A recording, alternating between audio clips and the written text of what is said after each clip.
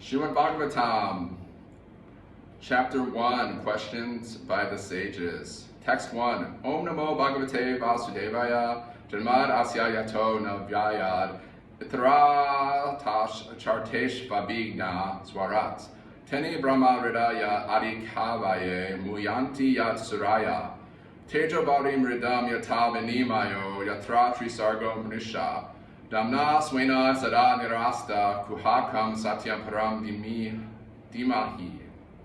Translation: O my Lord, Sri Krishna, son of Vasudeva, O all-pervading personality of Godhead, I offer my respectful obeisances unto you. I meditate upon Lord Sri Krishna because he is the absolute truth and the primeval cause of all causes of the creation, sustenance, and destruction of the manifested universes. He is directly and indirectly conscious of all manifestations, and he is independent because there is no other cause beyond him. It is he only who first imparted the Vedic knowledge unto the heart of Brahmaji, the original living being.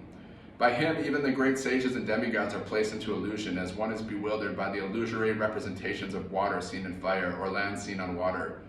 Only because of him do the material universes temporarily manifested by the reactions of the three modes of nature appear factual, although they are unreal. I therefore meditate upon him, Lord Sri Krishna, who is eternally existent, and the transcendental abode, which is forever free from the illusionary representations of the material world. I meditate upon him, for he is the absolute truth. Purports. Obeisances unto the personality of Godhead, Vasudeva, directly indicate Lord Sri Krishna, who is the divine son of Vasudeva and Devaki. This fact will be more explicitly explained in the text of this work. Sri Vyasadeva asserts herein that Sri Krishna is the original personality of Godhead, and all others are his direct or indirect plenary portions or portions of the portion. Srila Jiva Goswami has even more explicitly explained the subject matter in his Krishna Sandarbha, and Brahma, the original living being, has explained the subject of Sri Krishna substantially in his treatise named Brahma Samhita. In the Samaveda Upanishad, it is also stated that Lord Sri Krishna is the divine son of Devaki. Therefore, in this prayer, the first proposition holds that Lord Sri Krishna is the primeval Lord. And if any transcendental nomenclature is to be understood as belonging to the absolute personality of Godhead, it must be the name indicated by the word Krishna, which means the all-attractive. In the Bhagavad Gita, in many places, the Lord asserts himself to be the original personality of Godhead. And this is confirmed by Arjuna and also by great sages like Narada and Vyasa and many others. In the Padma Purana, it is also stated that out of the innumerable names of the Lord, the name of Krishna is the principal one. Vasudeva indicates the plenary portion of the personality of Godhead, and all the different forms of the Lord being identical with Vasudeva are indicated in this text. The name Vasudeva particularly indicates the divine son of Vasudeva and Devaki. Sri Krishna is always meditated upon by the Paramahamsas, who are the perfected ones among those in the renounced order of life. Vasudeva, or Lord Sri Krishna, is the cause of all causes. Everything that exists emanates from the Lord. How this is explained in later chapters of this work. This work is described by Mahaprabhu Sri Chaitanya as the spotless Purana because it contains a transcendental narration of the personality of Godhead Sri Krishna. The history of the Srimad Bhagavatam is also very glorious. It was compiled by Sri Vyasadeva after he attained maturity in transcendental knowledge. He wrote this under the instructions of Sri Naradaji, his spiritual master. Vyasadeva compiled all Vedic literatures containing the four divisions of the Vedas, the Vedanta Sutras or the Brahma Sutras, the Puranas, the Mahabharata, and so on. But nevertheless, he was not satisfied. His dissatisfaction was observed by his spiritual master. And thus Narada advised him to write on the transcendental activities of Lord Sri Krishna.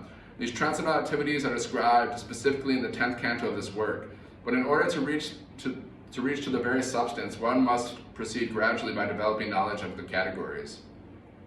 It is natural that a philosophical mind wants to know about the origin of the creation. At night he sees the stars in the sky and he naturally speculates about their inhabitants.